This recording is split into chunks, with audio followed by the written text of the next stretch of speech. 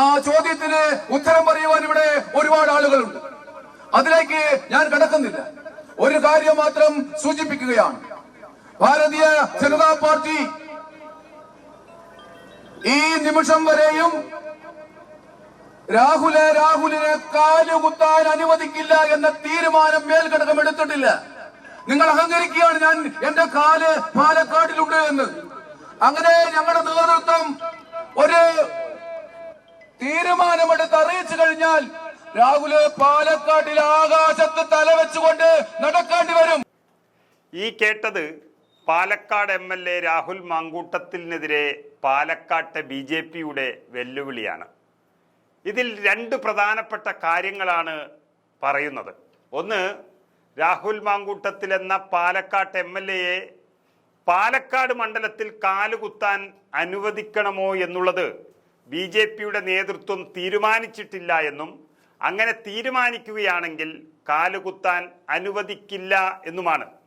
കാലുകുത്തിയാൽ കാല് വെട്ടും എന്ന് പറഞ്ഞു നടക്കുകയാണ് BJPയിൽ പലരും. എന്നാൽ പറഞ്ഞിട്ടില്ലെന്നും മറ്റൊന്ന് തല വെട്ടുമെന്ന തരത്തിലാണ്. ഒരു മനുഷ്യന്റെ തല അതിൻ്റെ ഉടലോട് ചേർന്ന് നിൽക്കുന്നതായതുകൊണ്ട് തല മാത്രം ആകാശത്ത് വെച്ച് നടക്കുക എന്ന് പറഞ്ഞാൽ തല വേറെയാക്കും എന്നുള്ളത് തന്നെയാണ് അർത്ഥം.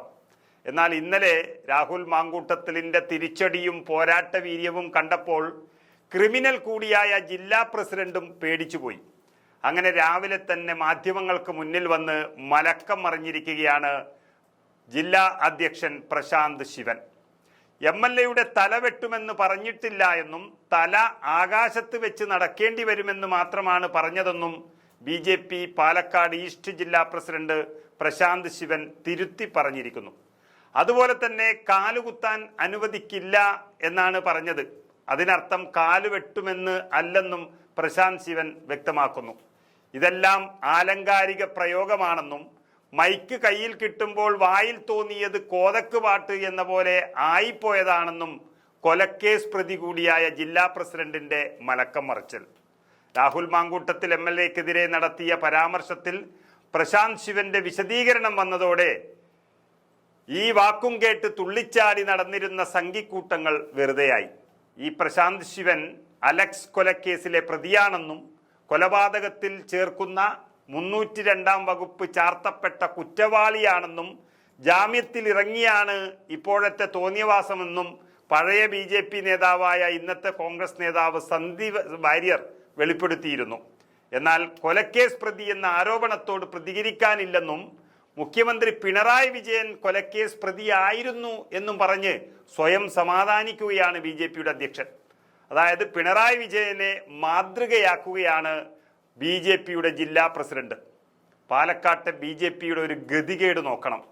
കേരളത്തിൽ ആദ്യമായി ലഭിച്ച മുനിസിപ്പാലിറ്റി സ്ഥിതി ചെയ്യുന്ന ഇടത്തെ ജില്ലാ പ്രസിഡന്റാണ്. യോഗ്യത മേൽപ്പറഞ്ഞത്. ഒരു MLAയോട് ഇത്രയും മോശമായി പെരുമാറുകയാണ് ഒരു ജില്ലാ അധ്യക്ഷൻ. രാജ്യം ഭരിക്കുന്ന പാർട്ടിയുടെ ജില്ലാ പ്രസിഡന്റ് അതുപോലെ തന്നെ മറ്റൊരു ദേശീയ പാർട്ടിയുടെ ജില്ലാ ഓഫീസിന് മുന്നിൽ പോയി ബൈക്കിലിരുന്ന് ഗുണ്ടാ സ്റ്റൈലിൽ ഫോട്ടോ എടുത്ത് അത് പോസ്റ്റ് ചെയ്യുകയാണ്.